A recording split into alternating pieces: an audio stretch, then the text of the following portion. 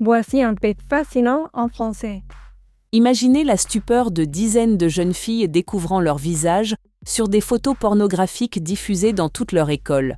Ce n'est pas un mauvais rêve, mais une réalité judiciaire qui vient de secouer les États-Unis. 2 adolescents de 14 ans ont utilisé l'intelligence artificielle pour créer plus de 350 deepfakes de leurs camarades de classe, à partir de simples photos d'annuaires ou de réseaux sociaux. Ce fait illustre parfaitement le nouveau visage terrifiant du harcèlement moderne.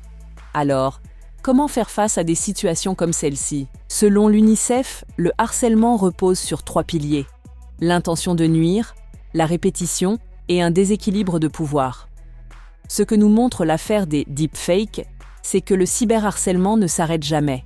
Contrairement aux agressions physiques, il pénètre l'intimité de la chambre à coucher et laisse une empreinte numérique permanente. L'UNICEF souligne que cette dynamique peut provoquer de graves problèmes de santé mentale, comme l'anxiété ou la dépression, et affecter durablement les performances scolaires. Alors, comment protéger nos enfants face à ces nouvelles menaces ?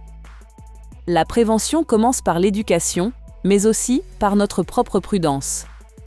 Une chose simple que l'on peut faire, c'est de ne pas partager de photos ou de vidéos de nos enfants en ligne. Vous n'avez aucune idée de l'endroit où ces images peuvent finir, ni de la manière dont elles pourraient être détournées.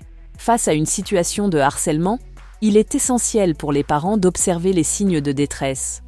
Un isolement soudain, une nervosité inhabituelle devant un écran ou une baisse des résultats scolaires.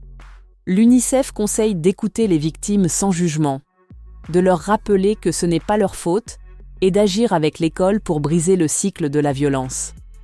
Le monde numérique évolue plus vite que nos lois, et comprendre ces enjeux est devenu une priorité absolue. Abonne-toi pour plus de faits fascinants en français.